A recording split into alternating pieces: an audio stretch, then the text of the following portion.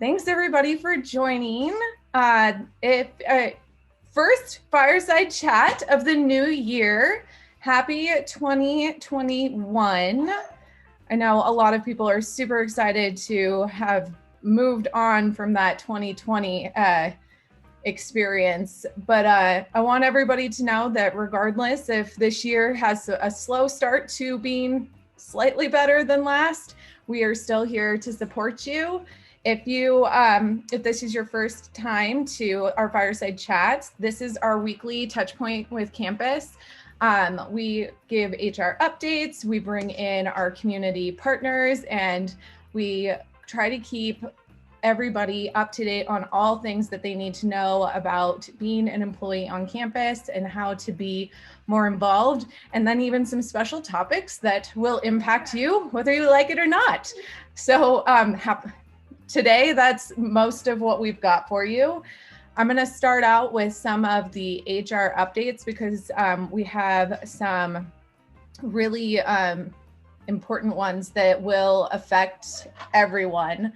First, we told you guys at the end of last year that the FFCRA leaves, the COVID leaves, ended as of December 30th. So those no longer apply. We do, however, still have COVID leave options for people that are basically, we have our advanced sick leave and administrative paid leave, as well as you can use your own sick and vacation time.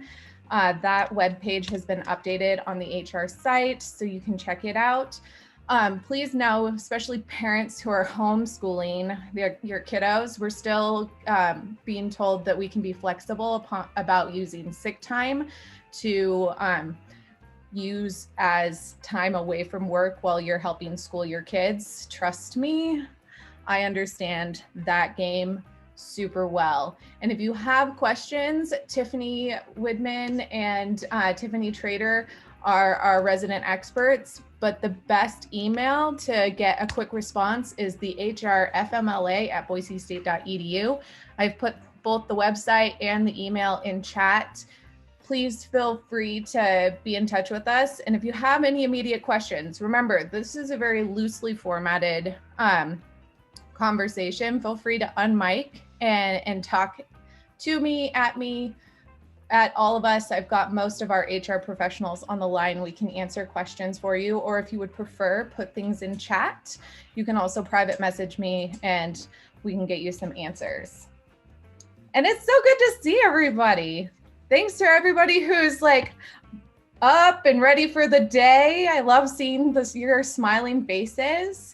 We do have our wonderful guest speakers today, Michael Ellis and Max Davis Johnson, who are going to talk to us about the VPN. And I just want to give a quick shout out to Michael Ellis for being just one of the kindest humans I have ever met. When I met with Michael, it was to go over this project because, and they'll explain the history about it. But and I like to quote the worst HR employee ever. I was like, so what is the VPN and what do I need to be doing? And he was so kind, and how he explained it, I was like, oh, okay. And then it really got me thinking. I'm like, if I'm not knowing what this is, then maybe you guys don't either. So Michael and Max kindly came to join me. So if you do know what the VPN is, here's a little history lesson, but you might learn some more information. But if you don't know what the VPN is, you're not alone. But these kind gentlemen will very kindly walk us through everything we need to know about the VPN. And without any further ado, I'm going to turn it over to Max Davis Johnson, our wonderful AVP of OIT. Well, thanks, Casey. And you're exactly right. Michael is one of the kindest humans out there. Yes, he treats me kindly too, which I appreciate. But so just want to talk briefly about the PeopleSoft HCM system. This morning, we turned on some additional security measures for that, and basically involving VPN. And most of you, if you're coming from off campus, we've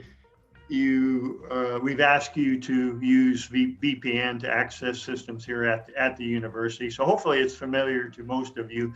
But VPN is an acronym like everything we have in OIT, and it stands for Virtual Private Network. Essentially, it is a secure way to connect to different systems, and it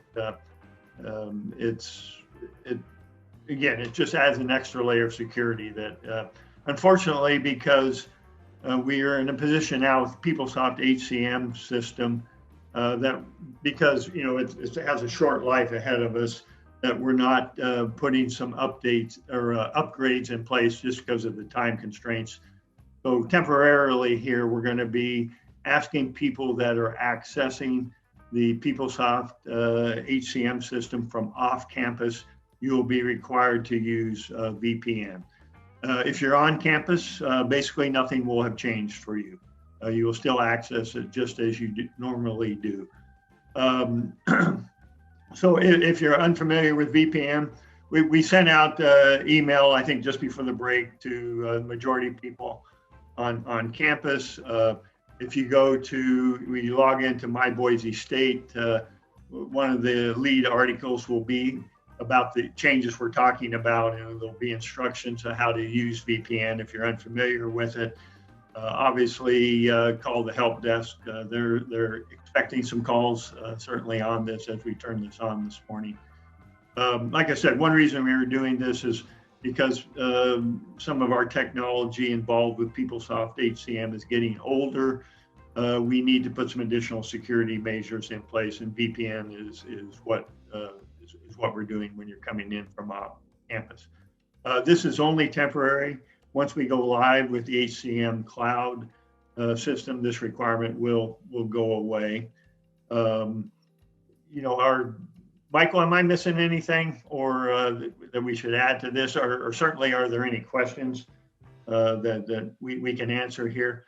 Now, probably the biggest impact will be for past employees that are no longer active employees at Boise State, because you have to be an active employee or student to use VPN. And so if they need W-2 information or they need an old pay stub, Casey, correct me if I'm wrong, I think there's a form now on the HR website you can fill out a request a past pay stub or a W-2. Yep. And it should be only for people that are no longer active employees at Boise State. There sure is. I'm actually going to share my screen real quick and show you guys what we're talking about here. So this is the main HR page. When you go to our payroll pages, if you are a former employee, you can go and request W-2s or W-4s.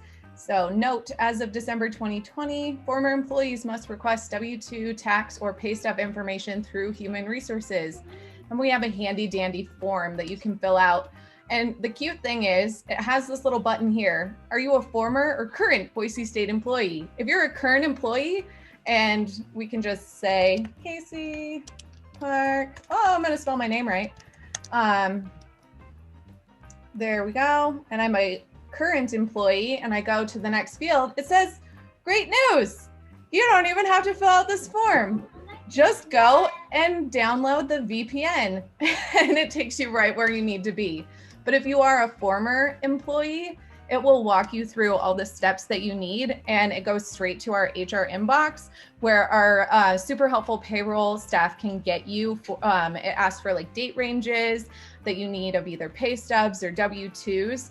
The only misstep in this form is that if you need W-2s and pay stubs, this form does ask for you to submit 2 different requests, because I'm not super Google smart and I could only figure out the conditional form logic to make the form do 1 request at a time. So that's the only goof in the form, but otherwise I think it's pretty slick. And Crystal and I have troubleshooted it. Actually, Maddie Peterson in our office broke it a couple times for me to ensure that it's top notch for you guys. But if you have any questions, feel free to email myself or Crystal, and we can make sure that that form works for you guys or any of our former employees. Did I cover that well, or did I go too fast? Any questions from the crowd? I do talk pretty fast, and that's because I drink a full pot of coffee, because working from home makes it super easy to over-caffeinate. If I could just add one thing, if for some reason you're on campus, you won't need to VPN in to access PeopleSoft. Being on Eduroam, being a part of that network, will create a bypass. Excellent. Yeah, that was one of those things where I noticed that I had done a goof on my time over break and was like, oh, I'm gonna have to figure out this VPN thing, or I can go to campus. Michael did say that those were my 2 workarounds, but I added the VPN finally, sorry Max, to my computer. And I wanna say that it's super, super easy. It's just to download and enable. And then Michael was with us before to talk about the dual authentication. And if you need a refresher on that, it's on our website. I can get it to you, but it made everything super simple.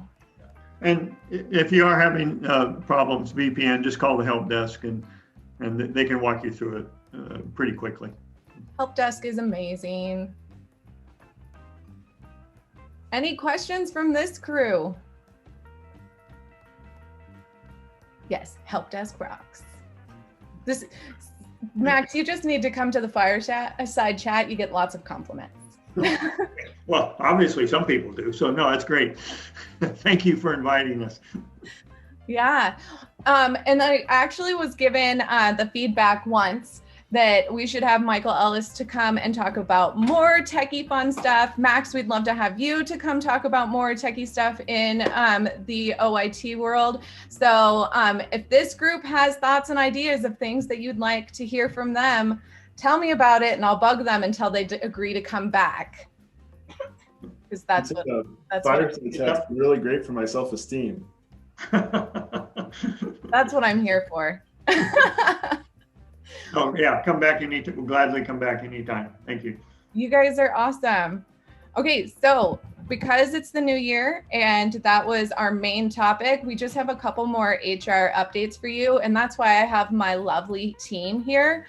As we mentioned, and we had our lovely welcome team come and talk about some of the cool things that they are doing, I'm going to re-invite Jordi Lapioni to unmic and talk a little bit about what he has planned for the first DRC meeting. And we're going to start by having him tell us what a DRC is, because of all the acronyms, that's the one I have the hardest time remembering.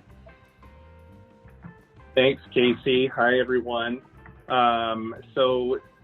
We're going to have for all of you out there who engage in the lovely task of coordinating hiring procedures for your departments, we are late next week, going to have the first of a series of monthly meetings. We're going to call it the DRC monthly meeting. The DRC means Department Recruitment Coordinator. So some of you are DRCs, others may just assist in some way as an upstream or downstream stakeholder in the hiring process.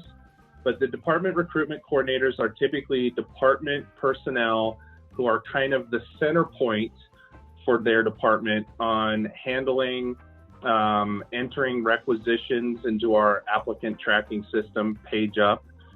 They may also be involved with coordinating bringing together search committees. They'll be working in PageUp. There's various different actions that need to be taken during the hiring process. So the DRC, or Department Recruitment Coordinator, we are reaching out and going to start having these monthly sessions where we talk about PageUp. We address relevant and current issues and questions. PageUp is very robust. There's a lot you can do with it, which is great, but that also means that we need to have continual conversation about all the bells and whistles it has. You know, if you're trying to use some feature that isn't working for you or you don't quite understand it, these monthly DRC meetings are going to be a great platform or environment to pose questions and if there's any confusion on things. We're going to have topics, of course, that we're going to cover in these monthly meetings. But the critical thing that we wanted to do was make sure that what we're talking about in those meetings is relevant, meaning it's something that there's a great questions about, interest in right now, not maybe something that was an issue 3 months ago, but current hot topics. Where's the confusion coming from?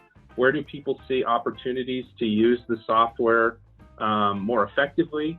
We'll also share tips and tricks based on feedback we get on, hey, you're trying to do this, here's an easier way to do it with this cool feature in PageUp. So it's all about supporting campus, those who are involved with the hiring process, and making them aware of all the different things PageUp can do to make life easier for search committee members, for decision makers, supervisors, and everybody, approvers, everybody that's involved with those hiring processes. So we're excited to get this thing kicked off. Again, it's going to be happening near the end of the end of next week. If you are interested or want to attend, please reach out. You can send me an email. We should be sending out a communication. Casey, you might help me with this one soon on to make sure people know what, when, and where. So yeah, we're excited to do it. There's going to be great conversation. We're going to learn just as much from campus as you all learn from us. So yeah, I think it's going to be a positive experience. I'm really excited about these. This team has worked really hard to put together this series, and I think we're actually meeting later this week to solidify April's session. You need to finish working on your stuff. Ooh, school started today for us. It's been definitely a fun little transition. So we have, yes, Hadley, this is definitely an after conversation. When your brain re-engages with a different subject and you try to get it back onto the first subject, DRCs. Okay, you guys, they've been working super, super hard. And one of the things that we know is a certain amount of DRCs or people who have an interest in hiring, but because some of our topics and some of our jobs kind of change, and because cross-training is super important, if you have any interest, we definitely want to make sure that you're part of these meetings, especially the first session, as it's going to be a broader overview of the process, and each subsequent session will have a more specific topic on high priority areas, as Ashton would call it. If you have questions, Jordy's the man. Thank you, Jordy. Looking forward to the DRC meetings. That's one good shout out in the chat. Thanks, Casey. Yeah. So I have been private chatting Abel, but he doesn't seem like he is on the call to give an update. But it's from what I know, the empathy and evaluation trainings are still going very, very strong. And I am the holdup on why their recap videos and emails are coming out a little bit later. So please be kind to Kyle and Abel as they get all those recaps done. If you are more interested in those empathy and evaluations trainings, please contact the growth team, Abel Johnson and Kyle Galloway. I'll throw their email in chat. They are in charge of that initiative, and they are great gentlemen. If you've been to one of their trainings already, congrats. If you are awaiting one of their upcoming trainings, get ready for it. They're fantastic. I've been watching the recaps as they've been putting them up on YouTube. We do not have a ton of updates, and you know me, I like to give the gift of time, especially when my kids start to get antsy, and I'm like, she has the perfect timing. Mom, can I be done now? Casey, I had one. Oh, you do have one for me. I'm going to mute, get her on the next lesson, and you take it away, Sean. Hey, everyone. Great to see you. Just a quick update. So when the furloughs happened in the spring, we had many employees file for unemployment. You'll remember this story. And most of those were professional employees. As the furlough started and people filed for unemployment, many people started receiving denials of their unemployment claims because they worked for an institute of higher ed, and the furlough happened during the summer term. And the way that the unemployment statute is interpreted by the Department of Labor, Idaho Department of Labor, is that summer term is between terms. And so therefore those people in their minds were ineligible. That obviously was of great concern to us in the organization. So we helped advise employees of how to file an appeal to their unemployment. So I'll get to the punchline. So many of those employees appealed and they prevailed. And then there was a subset of employees at the Department of Labor appealed those wins to what's called the Industrial Commission, which is the next level of review. And we just found out yesterday that all of our employees who were subject to those appeals prevailed, and their unemployment benefits were granted to them with no requirement for payback. So we're just extremely appreciative of that result. Crystal Pigeon from our office, and Alicia and Kristen Klein and Tiffany Woodman were huge, and they attended over 120 unemployment hearings with our employees to make sure that they knew that we had their back. And so there is potentially one more appeal the Department of Labor could do, which is to the Idaho Supreme Court. We have no idea if they'll do that or not, but as of today, our employees were successful and will continue to support all of us as if this continues on. So just wanted you to know that update. So.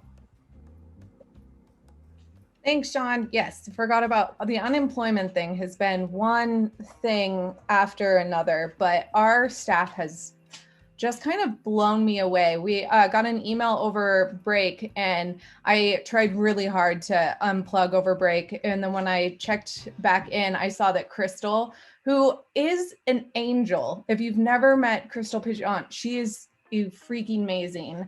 But she had answered her and got her all lined up. So thank you, Crystal, for handling everything so incredibly well in that. And I love that we've had representation at all of those hearings.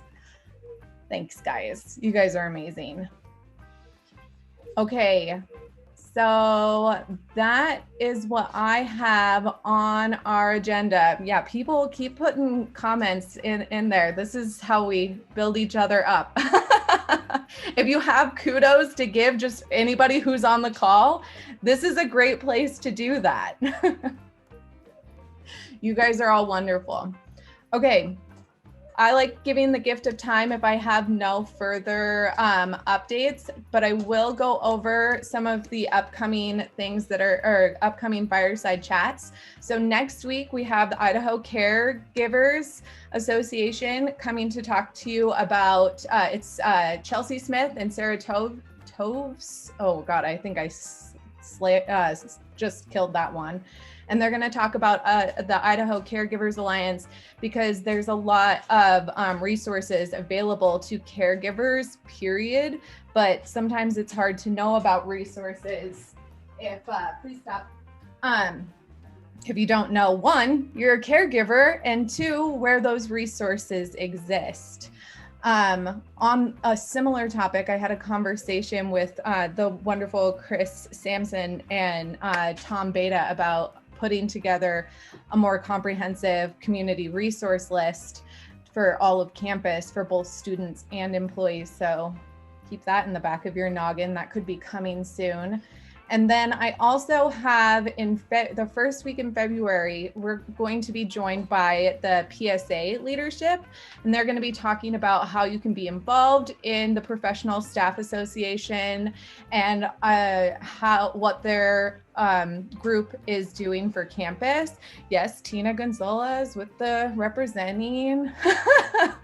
We're really excited to have you guys. And I just got an email from Justin Doy that it looks like the classified employees are going to be having a session as well. I'm hoping to get all three and get our faculty senate to join us as well, because my goal is that all three organizations will eventually have a collaborative session so we can have a really robust dialogue about what we envision for Boise State and Boise State's employees.